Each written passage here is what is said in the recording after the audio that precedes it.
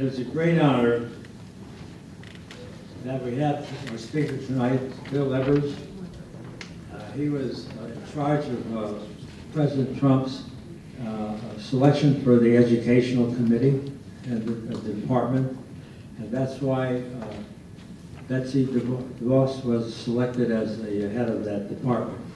And I'm very pleased that we're going to start turning the educational system around. So with that, I'd like to introduce Bill Evers.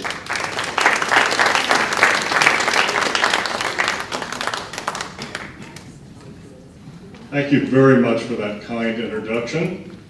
I want to just again mention my wife, Anna Bryson. She's the new president of a revived group here in Orange County called the Orange County Congress of Republicans. Some of you signed up on a previous mailing list for this, but your handwriting was very challenging. Not all of us can read Egyptian hieroglyphics, and many of you are very skilled in other languages. So if it's possible that you signed up, but you did it in a somewhat cryptic way, you should try and visit her and make sure, or if you weren't around when she collected those, and you want to be on the mailing list for that. All right. So she's also the past president and member of the Capistrano Unified School District Board of Trustees. So she has also really been through the wars as far as education goes. Anyway, I'm delighted to be here, and as was said in the introduction, I'm a research fellow at the Hoover Institution at Stanford University. It's a think tank there, a public policy think tank. And I did run the transition team for Trump-Pence before the election, and then we had, after we won, we sort of phased it out going toward the inauguration, but I was also part of the landing team, which meant I had to interview hundreds of bureaucrats in the department to try to find out what was actually going on, find out some secret things that nobody knew about, even someone like me whose life is to try to understand what's going on. All right, so, I don't know what's the best way to see what I've written down here. None of you have any problems with that, so you're going to be. All right, so I'm going to first start out talking about what some of the problems are. I'm going to talk about both national K-12 education and state of California. And I'm going to talk somewhat about higher education, because as Dick said in introducing me, surely he knows something about that too. I work at Stanford, and when I was doing this transition team for President Trump, we had to, of course, cover education at the higher education level too, at the college level and university level. So I'll say a little bit about that, but I'm going to concentrate somewhat more on kindergarten through high school. So, right now, we spend around, in the United States, about $11,000 per pupil annually. And so we are the highest of the industrialized advanced countries. It's a group called the OECD, that's an organization of these. And the only country that spends more per pupil of all these countries, this is like France and Britain and Germany and China and so forth, the only one is Switzerland. Okay, they spend more per pupil than the United States. So we're spending a lot of money. Now, our performance in math and reading, as judged by our own national tests, we have a national test that's called the Nation's Report Card, and it's been flat. Okay, so for example, for 17-year-olds, for the last 40 years, there's been no movement. Okay? By the way, money, performance is like this. Spending is like this, right? It is government, so we shouldn't be too surprised. All right, so also, although there was some gap closing in the 1980s, basically the achievement gap between whites and blacks and between Latinos and blacks is not narrowing. A lot of money's been put into that also. So the United States, since they've been doing international testing of any merit, for the last 40 years, the United States has been stuck in the middle band of countries, okay, and we haven't gotten out of it. Now you might think, well, maybe everybody's sort of stuck in the same place. No, Canada is moved from the middle rank to the advanced rank. And by the way, they have no federal Ministry of Education. They have no federal Department of Education in Canada. It's all done by the provinces. As compared to the East Asian tiger countries, so this is Singapore, Taiwan, South Korea, and so forth, in things like math and physics, our top people are where their bottom people are. Just remember that. Our top people are where their bottom people are. Okay. So, oh, and interesting thing. This wasn't even in my notes, but it's fascinating. American kids think, well, I don't do good in math, I don't do well in math because I just wasn't lucky to be having good aptitude. I'm just not good at math. So we believe in luck in our country, and you know what they believe in these Asian countries, these Confucian culture influenced countries? They believe effort, working hard is the key. Now, it's obviously a combination, right? It's not one or the other. We're not all Einstein, so just being hardworking is not going to create that. But if you don't put a lot of effort in it and you just think, oh, well, it's not my natural strength, you're not going to reach your potential. I'm getting diverted in my, get excited about some of this stuff. All right, so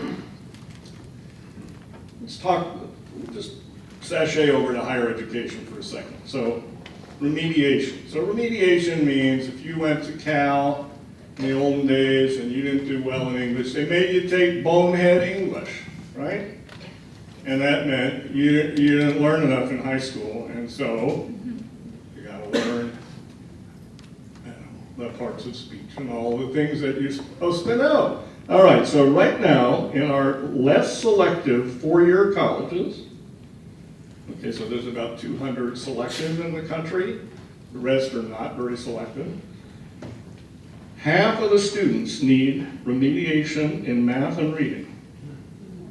2/3 of professors in the United States say that what is taught in high school does not prepare students sufficiently for college. Okay, so now we've had our little indictment, right? It's not, the situation is not good. Now, I know that you feel things are getting worse. And in some levels they are, for example, ideological things. So I have on the table 2 articles that I wrote. One is like 4 pages and one is front and back. And you're welcome to take these home with you if your whole table gets a few extra up there. And the longer one is about history curriculum in California, so it should make you sick. That's the way I wrote it, to get you. Yeah, that was the intent, exactly. Asha, maybe? Is that your name? Did I have it right? Asha? Yeah. See, I remember you. That's why I read it all the time. All right. I'm not really that good, but anyway. Okay, so what has been done? What are the Trump people doing, and what's our situation in California? Well, so one of the things is appointments. So the president, so there's thousands of employees in the U.S. Department of Education, even though it's a small department compared to other things, like the Defense Department. You can imagine how huge that is, right? It's a small department, but it handles tons of money because it runs the federal student loan program for higher education. So that's billions and billions of dollars. And some people think that it's a potential bubble or something like that might happen there. I'm not here to really say that that's in the offing, but I am here to say that one of the things they have to watch out for, and that the Trump administration shut down the system for a few months, to attend to is the fact that there's all this private information in there. When you apply for a loan for college, you have to put your family's whole financial records in there, right?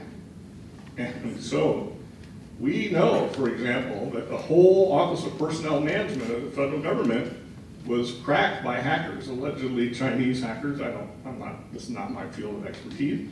But even people do this sort of thing for amusement. They have nothing better to do. They like cracking into these things.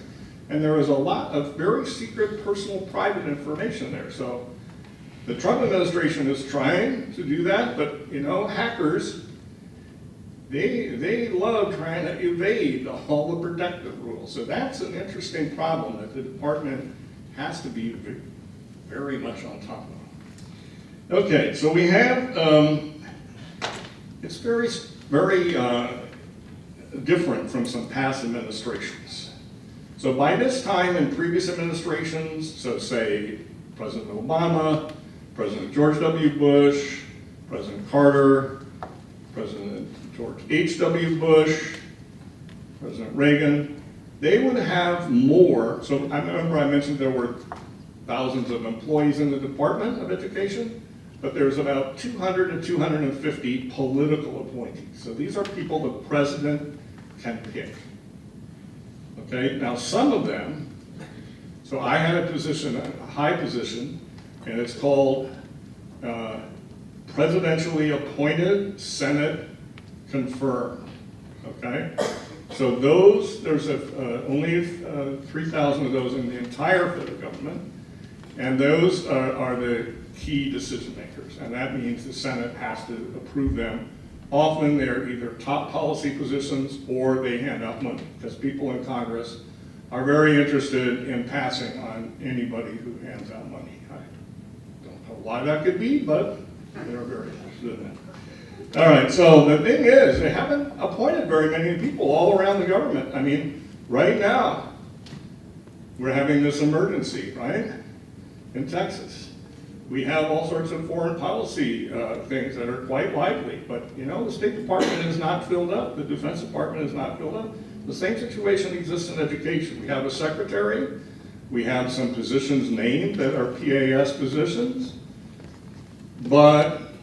and we have some of the positions that are lower than that don't have to be approved by the Senate, but a lot of the political positions are vacant throughout the government, including the Department of Education. As far as Betsy Devos goes, the important thing to understand about her is she has spent her entire adult life trying to help children, school children, essentially.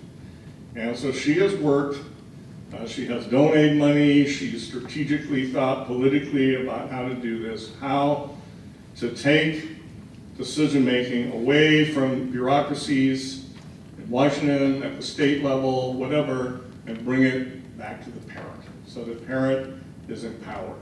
So you have parental choice. And that has been her life work, to look at opportunity scholarships, to look at charter schools, to look at all sorts of mechanisms, savings accounts, various things that could help empower parents to get control over their children's education.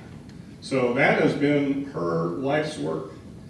And so in that field, she is very strong, and the president did campaign on that as one of his themes. He had several themes when he was talking about education. So he talked about that, so parental choice. He talked about standing up to political correctness. Don't have that nonsense somehow be taking things over here.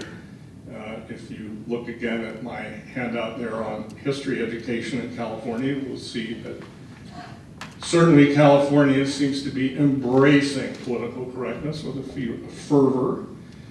But anyway, at least as far as the president was concerned, wherever he would have say so, he was going to try and roll that back. He stood up for localism. This is why he was a critic of Common Core. So the situation with Common Core is somewhat challenging because Congress recently revisited the federal education a federal law on education. So there's a law dating back to the time of President Lyndon Johnson. This is a great audience because you know who President Lyndon Johnson was. Like a lot of people I know. Anyway, the point is, we have a law called the Elementary and Secondary Education Act, and it has a new iteration called the Every Student Succeeds Act, and it had a previous iteration called the No Child Left Behind Act. So that law goes back to the 60s. It was passed not long after President Kennedy was assassinated.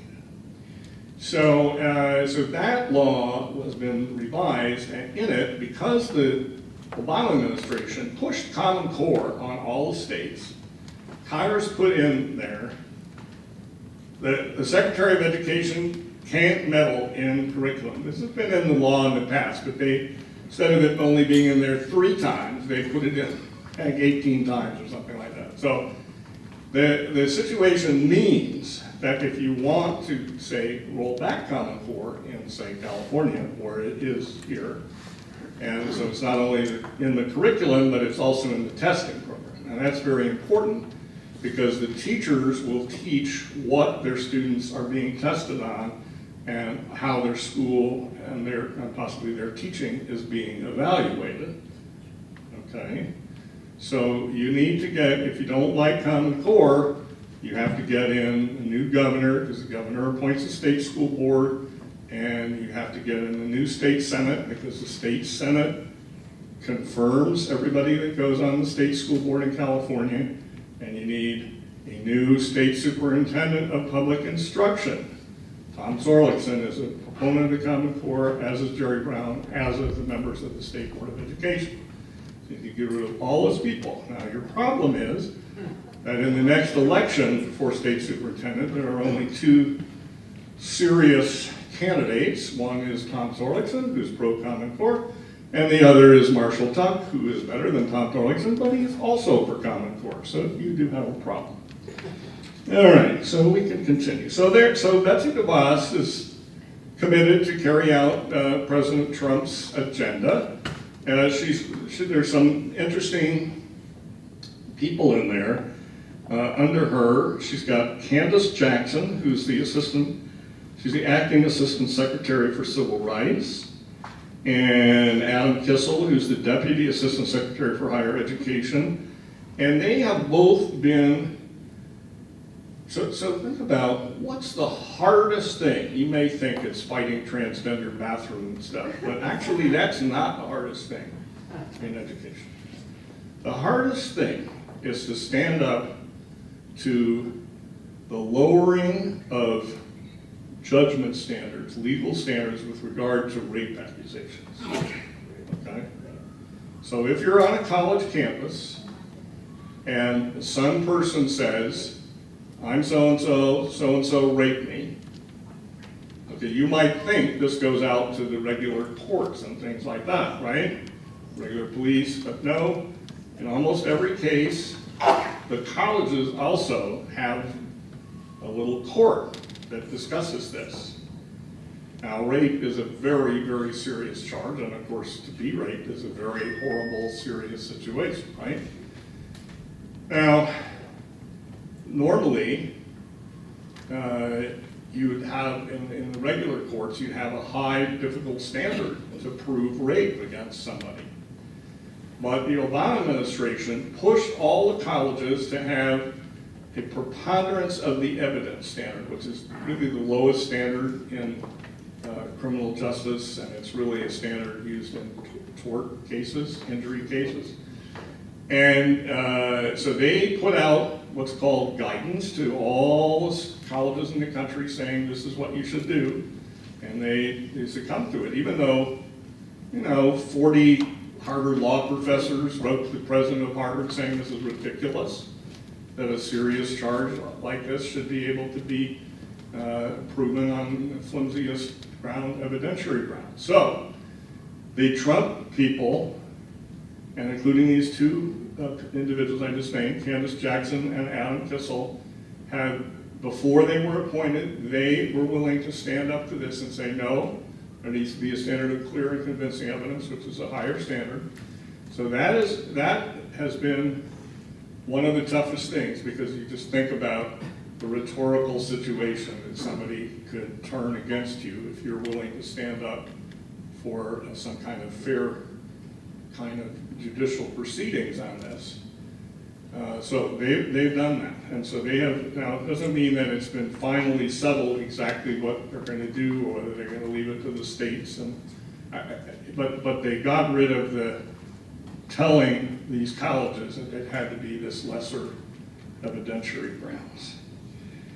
So one of the things they've done is they have a regulatory reform task force. Now, pretty much all the departments in the federal government under President Trump have put in one of these task forces to try to see what kind of regulations could be rolled back. And one of the areas they're looking at is in Common Core. Is there anything that the department is doing that's fostering and holding up in place and subsidizing or somehow encouraging Common Core? Because the president campaigned saying he didn't want the federal government imposing Common Core on the people. But fundamentally, it's really now in the hands of the states because of the new federal aid to education law that was just passed a couple years ago. So you got to get active here if you're going to try and turn that around. But they're also looking at other things. And just to remind you, I know you have probably visceral instincts or you heard naughty things about Common Core, but they're true, right, often anyway. So just to remind you of a couple of things, it's not bad to have concrete examples. So I'll tell you two things. I was one of the leading academic critics of Common Core in the country, and I served on the Standards Commission for the state of California that looked line by line, word by word through the Common Core back in 2010. So I could talk to you about this all night, and I would love it. But I'll just give you two examples. So one is similar and congruent triangles. Okay, so if you reach way, way back in your mind, you learned some techniques, some Euclidean techniques. Euclid, Greek mathematician. Side, angle, side, angle. You don't know what that is anymore, but you remember it. And you know what's great? Because you once knew it, you could learn it again pretty easily. That's a fascinating thing. Okay, so that's the normal standard way to do similar and congruent triangles. But as in a lot of things in math, there's more than one way you could assess whether triangles were similar or triangles were congruent. And there's another way called rotation, plane, or rigid motion. There's different words for the same thing. And if you were a math major at my university, Stanford University, a math major, you would learn this method in your junior year. It has never been successfully used in the United States in K-12 education. So guess what?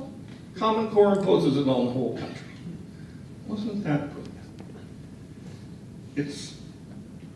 It's indicative because they never tried Common Core in any one place before they rolled it out.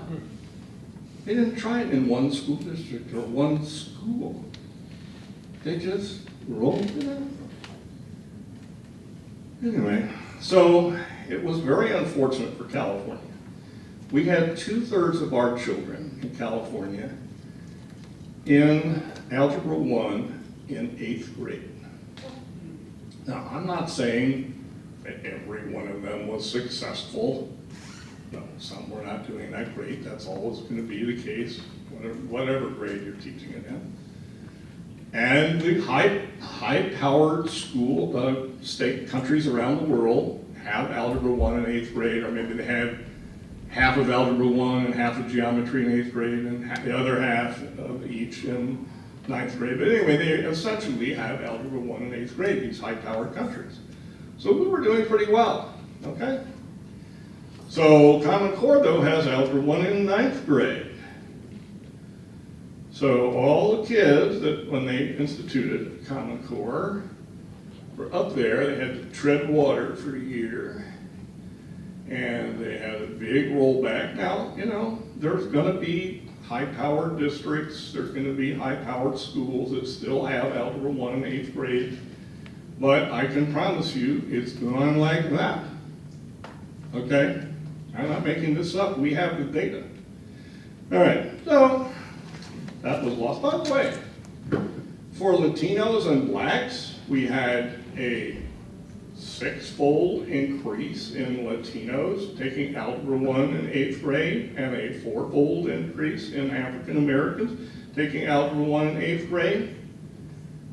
Over, you know, it took maybe 15 years to get there, but that's all been wiped out. And you know something?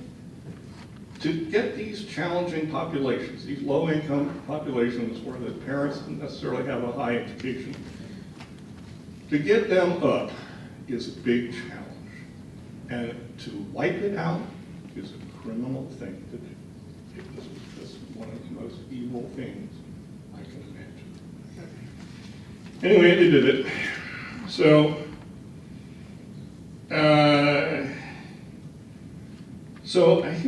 here's the thing about regulatory reform. This is from a magazine called Inside Higher Education. So there's two publications that talk about higher education, so colleges and universities. One's called Inside Higher Education, the other's called Chronicles of Higher Education. Wow, you didn't need to know that, but anyway. So here's what Inside Higher Education wrote about what's going on. I'll give you some idea of how they're proceeding here. Regulatory Reform Task Force been hard at work over the last few months, cataloging 150 regulations and over 1,700 pieces of policy guidance that are currently on the books. So if you're in a college or university, you have to be fully aware not only of the statutes, the federal statutes and all the state statutes that govern you, and this may also, so obviously the state statutes particularly apply to you if you're a state college or a state university, but the federal ones apply to you if you get any federal money. That includes even if you have kids on the GI Bill there, like that, people with Pell Grants, practically everybody except Hillsdale College and Grove City College. You know, everybody. Okay, so all these federal things. So they're working on deciding which to repeal, modify, or keep as they are. There's 15 department staff who are working on this, so including both political appointees and civil servants, career staff, career lifers, bureaucrats, whatever you want to call. Bob Eitel, guy I've known very well, he was the deputy counsel for the department under President George W. Bush, is heading that task force. And so they have 154 regulations, and they're making recommendations on all of them. And they also have a steering committee that's looking to reorganize the department. So one of the things the president called for when he was campaigning was either abolishing or rolling way, way back the department. Now, I'm going to tell you something about President Reagan. So, President Reagan was elected in 1980, and the Department of Education was created in 1979. So when he campaigned on getting rid of the Department of Education. So he went to so first they had an internal debate about how to do this. I could get into this, but it's detailed. So they came up with something, and they went to the Senate, and they said to the Senate Republicans, and they said, who will carry our bill? Here are the outlines. And you know what? Nobody would agree to carry the bill, and the Republican leader in the Senate said, we will fight you on this. So anyway, the president has said he wants to reduce the size dramatically of the department or abolish it. Now when a few months into the administration, the man who was the head of federal student aid resigned very dramatically. You know how he was a civil servant. And you know how some of these people get into a high moral dudgeon about the Trump administration in some way or another. So we're kind of re-looking at that, as would make sense. So I mentioned earlier the bathroom question, and I know you'd probably like to spend 2-3 hours on that, but I'm not going to. So basically, the Obama people, the Obama people said, you have to pick, you the kid have to pick your own bathroom, and everybody has to be going along with that. And the department, with strong encouragement from the U.S. Justice Department, said, no, we're going to suspend that. We'll revisit it eventually after we've thought about it some more. But for now, make a local decision about this. And don't forget, we have civil rights laws that are on the books, so don't do anything stupid. But we're not going to tell you, for now anyway, that you have to let them go to whatever bathroom they want. So it's essentially, in practice, back to being a local accommodation. If you have one of these kids, you try and work out some solution to the problem. All right. So I'm just about finished with the national stuff. So one of the things on the table there is an article I wrote for the Los Angeles Times back in June about proposed cuts.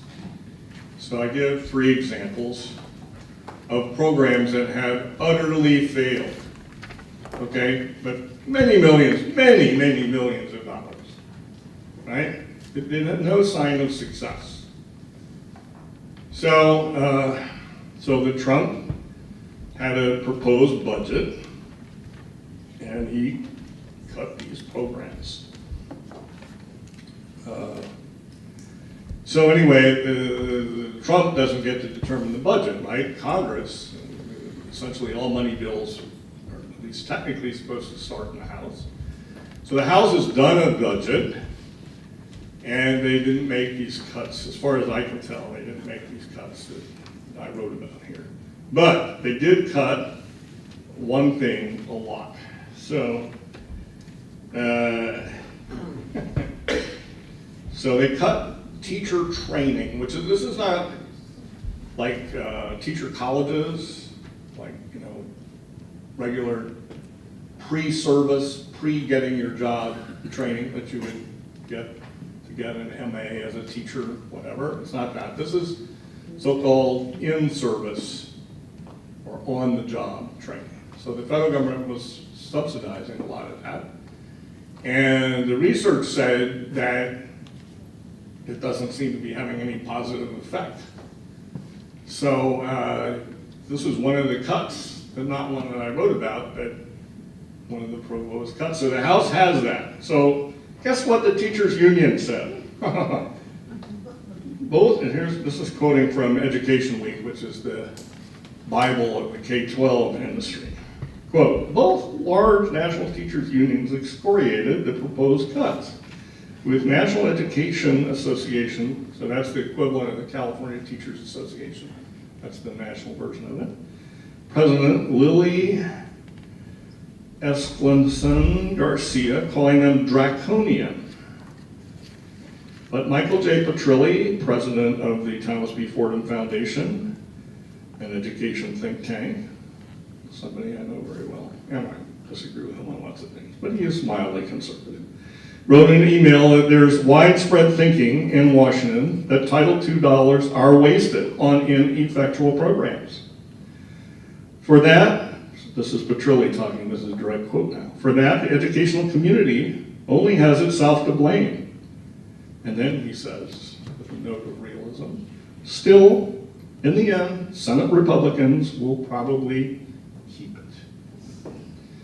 So that's our story here. As you see, thus far in the administration, the president has tried to trim down government or push it in some sensible ways, and Congress is not going along that much. All right, so now let's talk about California. Enough of this horror of our entire country. probably in California things are going fine, right? Okay, so we have 6.2 million school children, similar in size to Texas, similar in size to the country of Iraq, where I ran the school system in Iraq for a while. All right, so of those in California, 3 million cannot read or write at grade level.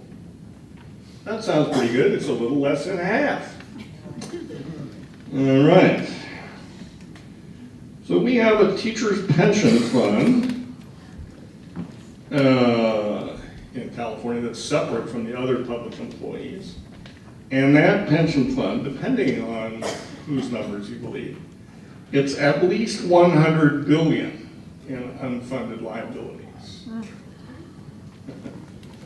Yeah, I can remember in the Johnson administration when the federal budget reached 100 billion. Of course, there's been a lot of inflation since then. All right, so California ranks in the bottom 5 to 10 states, depending on the subject matter of the test. Okay, so just to repeat that. We rank in the bottom 5 to 10, so we're down there with Louisiana and Mississippi. Okay.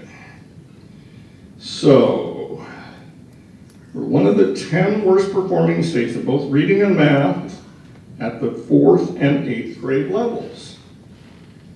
Pretty bad.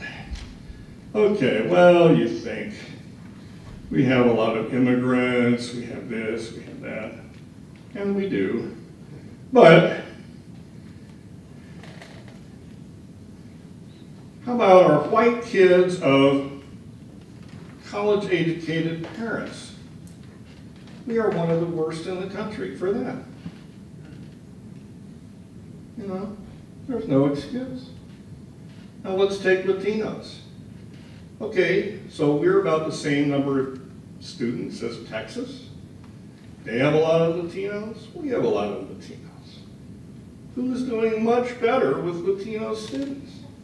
Texas. You got it right. Of course, you knew I wouldn't bring it up. Still, you got it right. All right. So, one way we can try and get a handle on how individual school districts and schools are doing is by having some mechanism of accountability. So, we could try to see, how are the kids doing? How are the kids at different different family income levels? How about the blacks? How about the whites? How about the Pacific Islanders? And all this sort of stuff. We can easily do this. All right. And then we can display this somehow so that journalists or parents who want to look it up or something can tell. And we can tell, is the school improving and stuff like that. And by the way, we used to have that.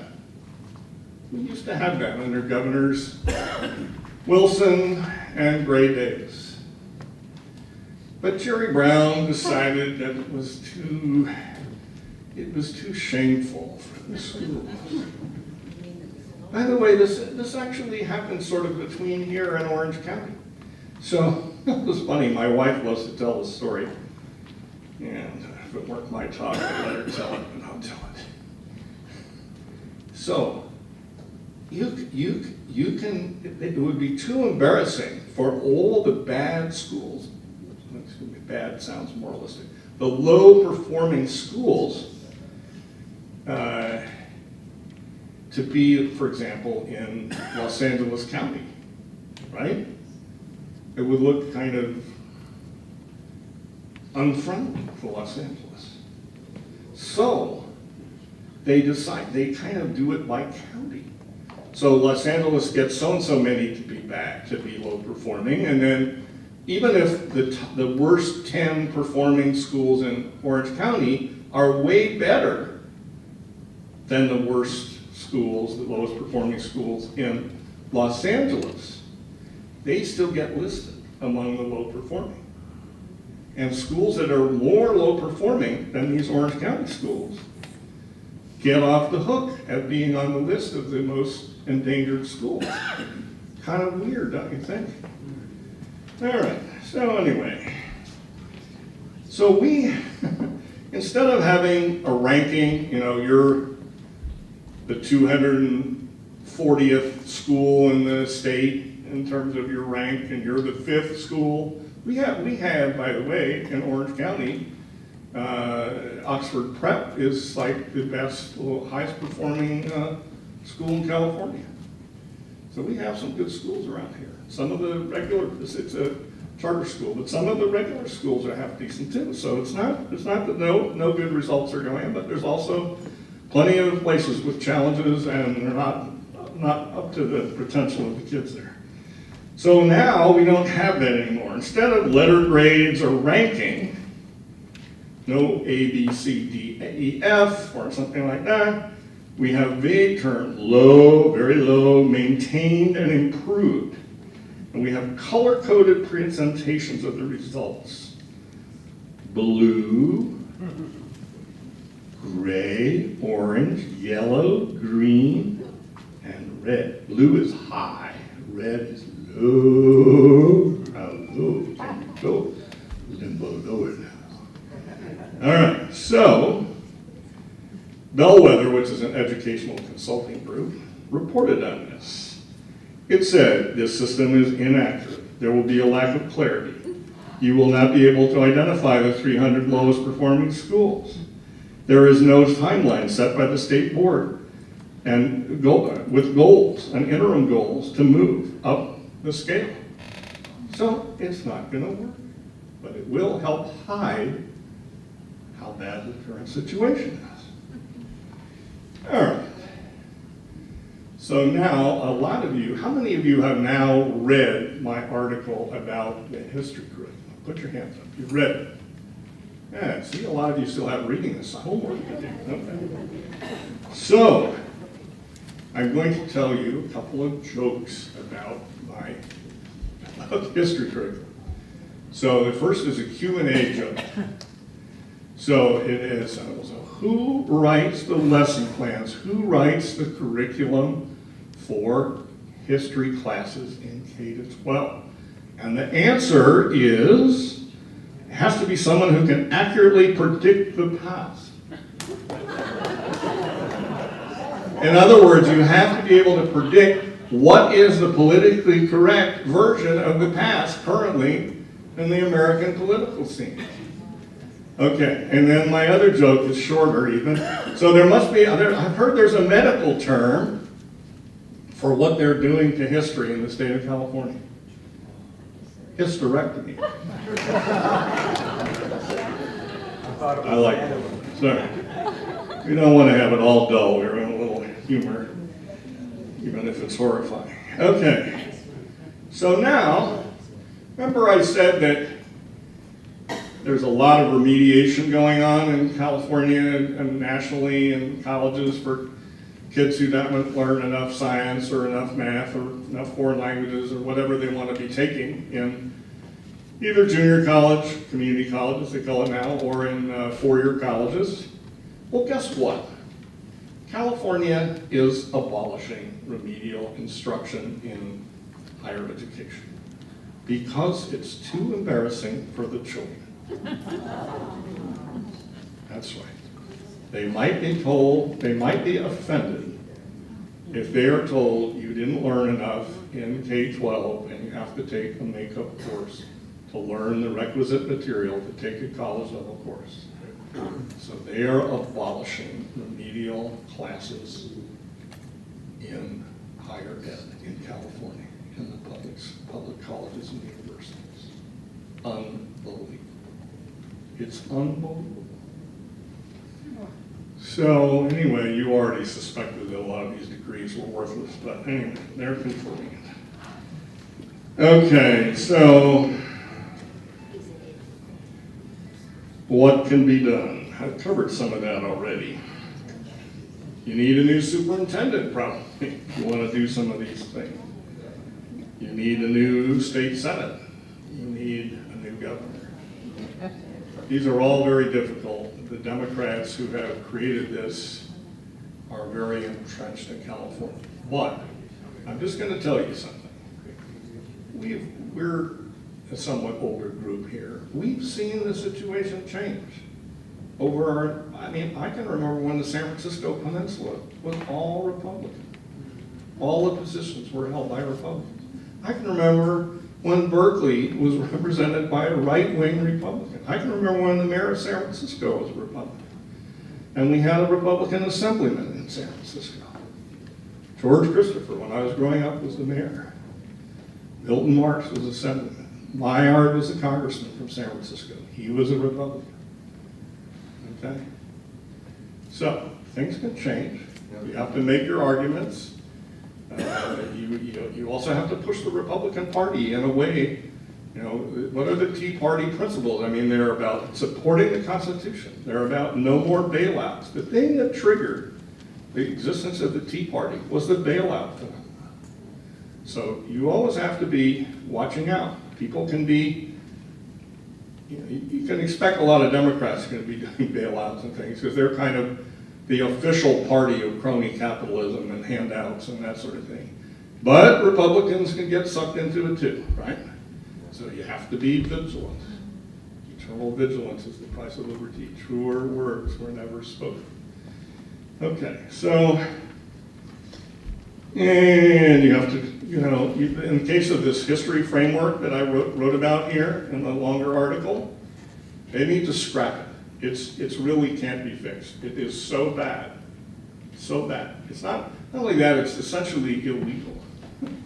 There's what they put in there is supposed to go in another kind of document. I don't want to get into the weeds of explaining this, but trust me, it's wrong. So it needs to be scrapped. They need to start over. Now, one thing you guys can have a lot of influence on is your local school board.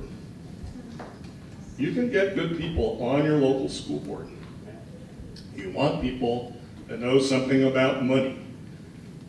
If you're a former school board member and you would attest that if they don't know something about money, you're going to get in trouble later with money. So when Anna got on the Capistrano Unified School Board, they had Republicans all over the place, but they weren't paying attention to the budget. They weren't paying attention to how contracts were, or maybe they were paying too much attention. They were giving it to their cousin, okay? So you have to have fiscally sound people. You need people with good, sound political values. The board has some decisions over, teachers have a lot to say over this, but the board has to confirm textbook decisions and things like that. So you need good people in there. And the board can also approve charter schools if they think they can handle the finances and they have an academic program that's suitable for the children. So there's a lot of room for getting better school boards. Another thing is that parents and other community members can sometimes be involved in, this is not true in every case, it's actually rare, but they sometimes are involved in teacher selection or something like that, maybe principal selection, something like that. But we need to improve teacher quality. So my colleague at the Hoover Institution, Rick Hanishek, has said that if we could remove the lowest 1% of teachers in terms of performance and do this over a few years, we could be right up there with the highest performing schools in the world. We can't even get rid of the lowest 5% or the lowest 1%. I mean, when Jack Welch was head of General Electric, he removed the lowest 5% of performers in his company every year. Every year. Pretty soon your workforce gets pretty good. We can't do that in education.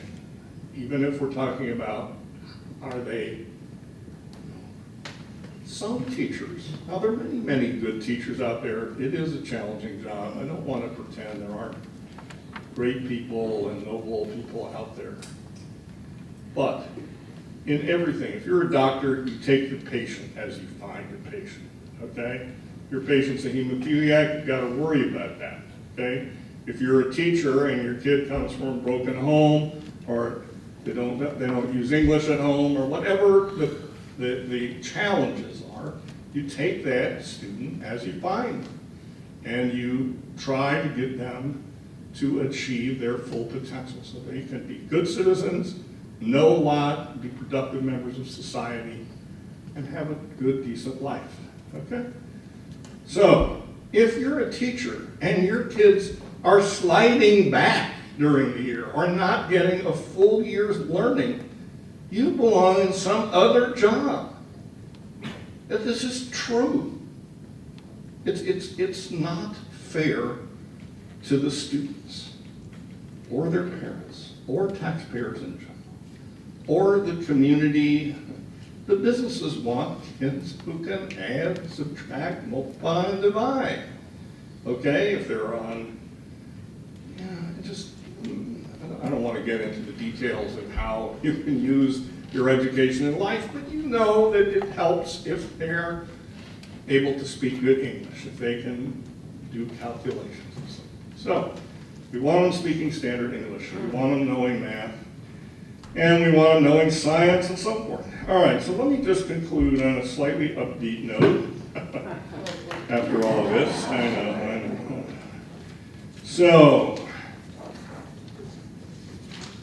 So I know in the fabulous introduction I had, I was given all the credit for Betsy Devos, but really I think you have to give the president credit. He picks all the cabinet members, okay? And he gets advice from lots of people. But anyway, here's what Betsy Devos said. In my work in education over the last 3 decades, it has all taught me, if it's taught me anything, that it's parents and local leaders, not Washington bureaucrats, and know best. As secretary, everything I do is focused on empowering them, that is parents and local leaders, and getting the federal government out of the way. Okay, we might have a little applause for that.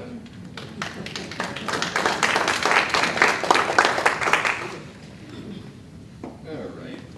So, in defense of Betsy Devos, she's only human like all of us, but she really has shown she cares about this. She's a smart cookie. She's really doing her best.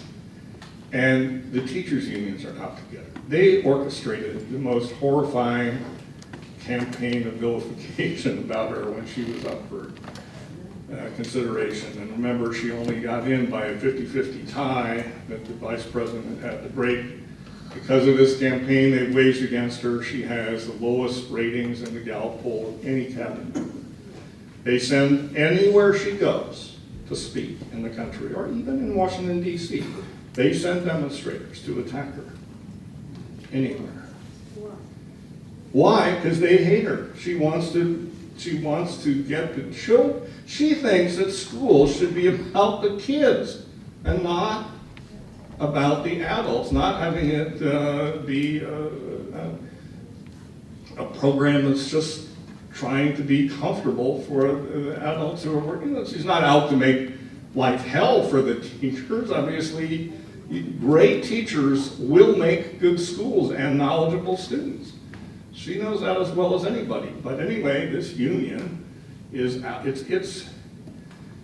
Unions are basically, they have kind of two functions. The thing that I think we can all understand is sometimes you're in a situation as a big organization and you feel kind of, gosh, what's going on? I'm just a little person and there's this big organization. So they address that psychological feeling. But the other thing they do is they try to restrict the workforce so there's less supply,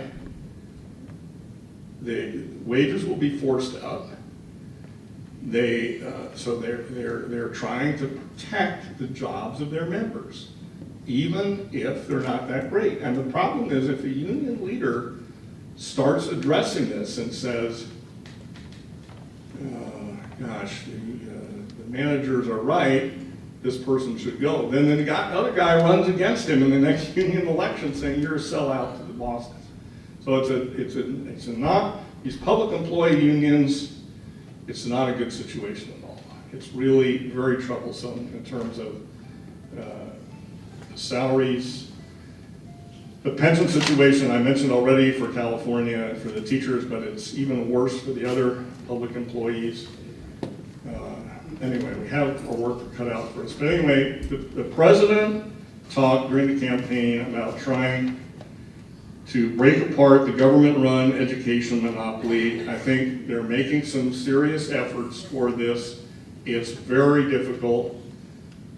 Secretary Devos, President of the United States, Donald Trump, need your help. You can do some things that I mentioned here at the local level. If you have Republican representatives, which I think pretty much, I know not all of you live here in Laguna Woods, but if you have Republican members of the state legislature, if you have a school board around here that, I don't know, which school district are you in here? Okay, so, you know, there are ways also that they can get around Common Core. They can have textbooks that cover Common Core, but also cover other ways to do things. It just has to be. The problem is the teachers are kind of often really selecting the textbooks. And there's different kinds of teachers out there, and some of the teachers are ones that go along with the national fads. And they often are the most influential ones. So, but nonetheless, your grandchildren, if you're around here, you can get a list of parents in some of this. There are ways to address this. Let me answer some questions now.